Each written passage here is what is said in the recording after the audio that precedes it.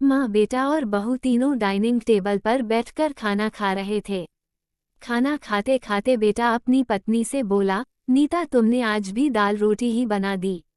कम से कम खाना बनाने में तो आलस मत किया करो। घर में तो रहती हो, कुछ अच्छा भी तो बना सकती थी। गीता बोली, बनाने वाली तो मैं आज सूजी का हलवा थी, लेकिन सूजी आई नहीं, मैंने कल ऑर्डर करी थी। कोई बात नहीं, कल बना दूंगी। किचन में कुकर की सीटी सुनाई देती है और खाना खाते खाते गीता किचन में चली जाती है। किचन से वापस आकर डाइनिंग टेबल पर बैठते हुए गीता कहती है कि आलू पकाने के लिए रखे थे, शाम को आलू की टिकिया बनाएंगे। उसकी सासू माँ भी यह सुनकर खुश होती है। विपिन बीच में बोल पड़ता है, ये अच्छा है, दोनों बहुत मजे करते हो, अपने पसंद की चीजें जो बनाकर खाते हो। तभी डोरबेल बजती है। गीता फिर से खाने की टेबल से उठकर दरवाजा खोलने चली जाती है।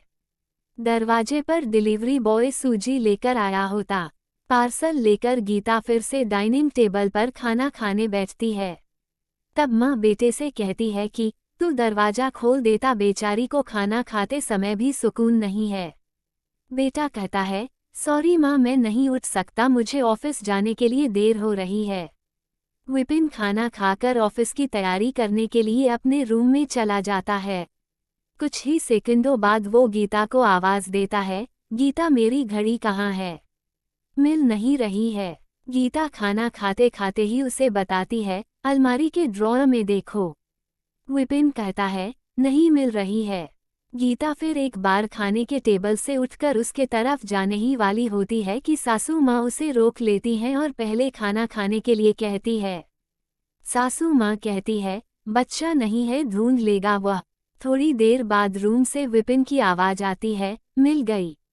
डाइनिंग टेबल पर दोनों सास बहू एक दूसरे की तरफ देखकर मुस्कुराते हैं। अगले दिन सुबह सुबह विपिन अपने बेडरूम में कोई फाइल ढूंढ रहा होता है और उस फाइल को ढूंढने के चक्कर में उसने पूरा कमरा तहस नहस कर दिया होता है। विपिन बड़बड़ा रहा होता है, इस घर में कभी कोई चीज अपने ठिकाने पर मिलते ही नहीं है। इन औरतों को भी कोई काम नहीं है, इसलिए हर चीज इधर की उधर करते रहते हैं। गीता अपने कमरे में आकर कमरे का बुरा हाल देखती है। नो विपिन से पूछती है कि क्या कर रहे हो? विपिन कहता है, वह फाइल कहाँ है जो मैंने तुम्हें परसों दी थी?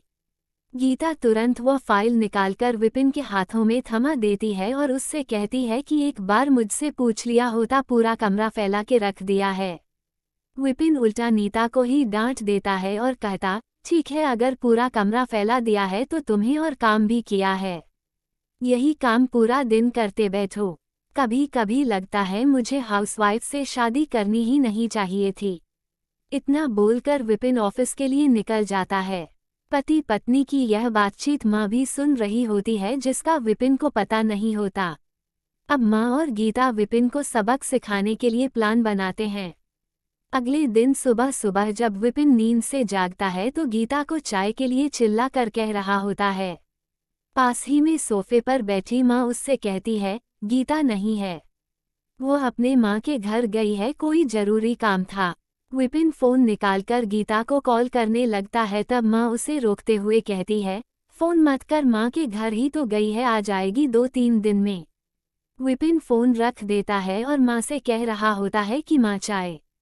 तभी माँ बोल पड़ती है, हाँ हाँ 2 कप बनाना, मैं भी पीऊँगी। बेमन से विपिन किचन की तरफ जाने लगता है चाय बनाने के लिए, तब मैं तो फिर से खड़े होते हुए कहती है, अरे बेटा रुको। विपिन को लगता है कि माँ उसे रोककर को चाय बनाने चली जाएगी, लेकिन माँ कहती है, मेरी चाय में थोड़ी चीनी कम डालना। विपिन चाय बनाकर लाता है। माँ और बेटा दोनों चाय पी रहे होते हैं। तब माँ बोलती है, अच्छी बनाई है, लेकिन गीता जो चाय बनाती है उसमें तुलसी की कुछ पत्तियाँ डाल देती है, उसका स्वाद ही अलग आता है। बेटा कोई नहीं, अगली बार जब तू चाय बनाएगा तो ध्यान रखना। विपिन माँ की तरफ देखता ही रह जाता है। थोड़ी देर बाद विपिन माँ से कहता है, माँ आज खाने में पनीर। माँ फिर से विपिन की बात काटते हुए माँ कहती है, अरे वाह, आज मेरा बेटा मुझे मटर पनीर बनाकर खिलाएगा। अच्छा है, काफी दिनों से मटर पनीर खाने की इच्छा हो रही थी। विपिन कहता है, अरे माँ, मैं तुम्हें मटर पनीर बनाने के लिए कह रहा था। माँ कहती है, नहीं बेटा, मेरे घुटनों में बहुत दर्द रहता है, मैं इतने घंटों तक किचन में नहीं खड़ी रह सकती। विपिन अपना फ़ोन निकालकर रेस्टोरेंट से ऑर्डर करने लगता है। तब माँ उसे रोकते हुए कहती है, इस उम्र में मेरा पाचन अच्छा नहीं रहता बेटा, मुझे गैस हो जाती है और तुम मुझे बाहर का खाना खिलाना चाहते हो, तू तो अपनी माँ से प्यार ही नहीं करता। विपिन ना चाहते हुए भी घर का खाना बनाने के लिए किचन में चला जाता है। 1 घंटे बाद खाना बन के तैयार हो जाता है। विपिन 2 थाली में खाना परोसकर माँ के पास आता है। माँ देखती है कि विपिन ने दाल रोटी बनाई है। माँ विपिन से कहती है, अरे बेटा तू तो मटर पनीर बनाने वाला था ना। विपिन कहता है, माँ यह आसान था बनाने के लिए। माँ कहती है, गीता होती तो मुझे आज मटर पनीर बनाकर ही खिलाती। चलो कोई बात नहीं, मैं कहाँ हर दिन मटर पनीर खाती हूँ, आज भी दाल रोटी ही खा लूंगी। अब बैठ साथ में मिलकर खाते हैं। दोनों बैठकर खाना खाने लगते हैं।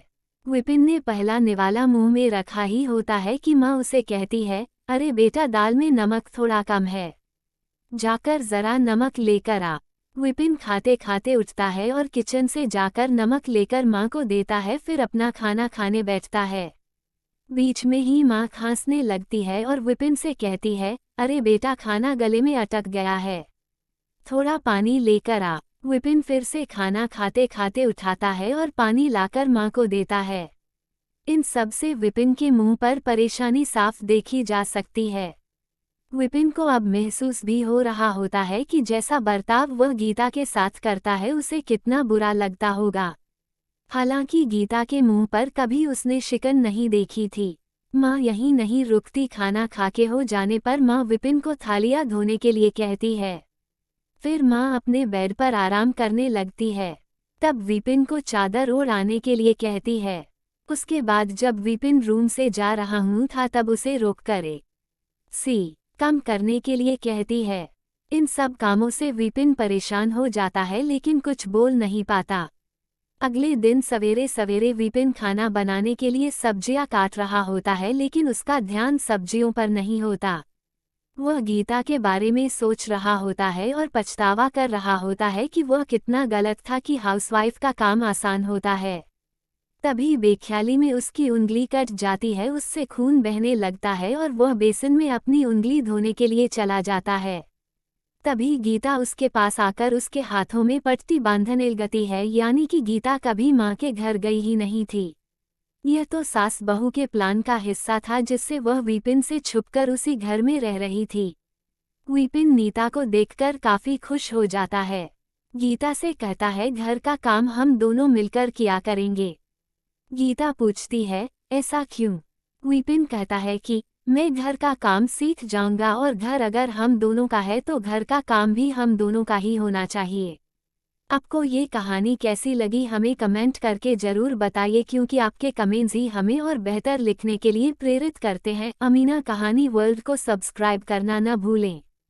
धन्यवाद, शुक्रिया।